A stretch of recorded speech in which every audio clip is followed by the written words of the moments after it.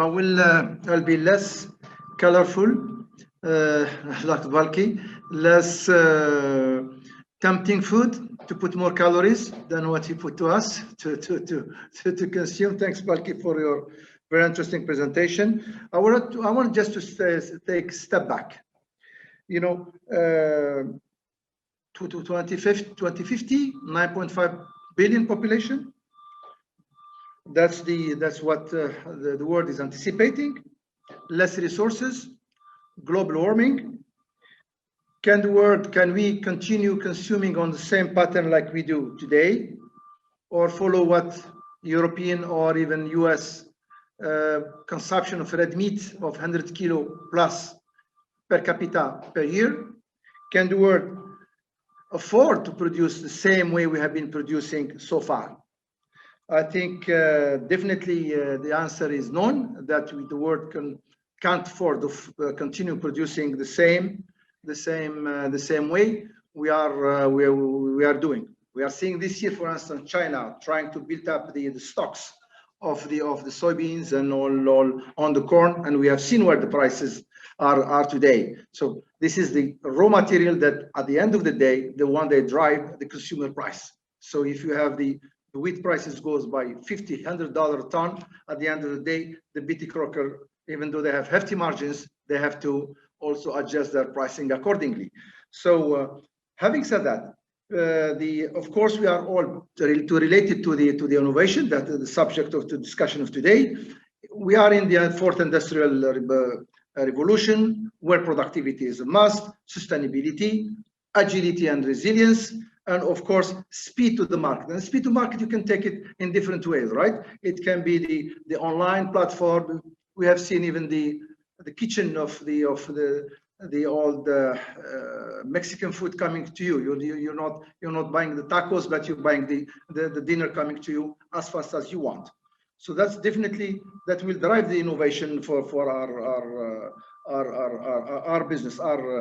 We have seen also in the US, we have seen a classic way of seeing the food pyramids, right? We're all aware of the food pyramids, but the food pyramid has been challenged recently, you know, wherein you have not talked about my plate. So to introduce, that's another way, the way of innovating and challenging the way the people are consuming.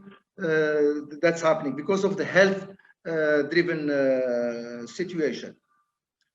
In Al Ghurair, we are, you know, as for us, one of our biggest motto is enhancing the life. So this is enhancing the life and providing the right, be it in the food or in other sector that we cover in our business activities. So I always remember Mr. Abdullah Al Ghurair when he says, you know, very strong, powerful statement. He said, it means, you know, food is health. He always relates food to the health. It's not only the palatability, you know, the taste, of course, but it's always to the core of issue of the health. Having said, you know, enhancing life, we want our products brand to be reliable, trust, as Balki has mentioned. It's availability, it's affordability, it's palatability, of course, and this sustainability. So whatever we do in our products, this is what we want to be part of that one. One, I have mentioned that can the world continue consuming the way it is consuming today, or follow the advanced economy in their consuming way? Maybe not, but it's also providing new innovation, like we have mentioned the gentleman Edward, you know, in terms of all the plant-based food. Just to share with you some of the numbers, the global plant-based in 19, it was estimated of almost $20 billion. In Middle East alone, almost $200 million. So Euromonitor has, on health and wellness, packaged food, they estimate almost $1 billion in the Middle East. So there are some new frontier of food are being brought into the landscape today. So be it, almond milk, maybe plant-based cheese summit, you know. So different food we are seeing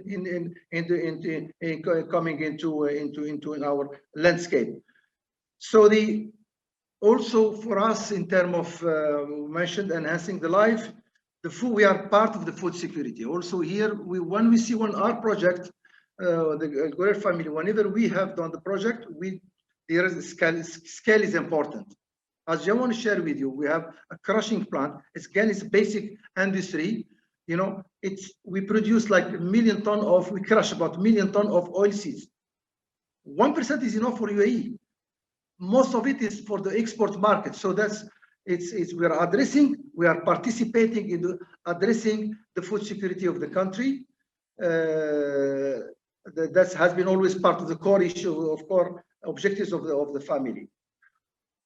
Coming back to the innovation, changing the consumer habits. Of course, we have to anticipate the changing, and we are seeing them. You know, we are seeing new brands now hitting in the market into, you know, plant-based meat. You know, and we are seeing them. They are more expensive today than the regular hamburger, but things are changing. You know, quite fast.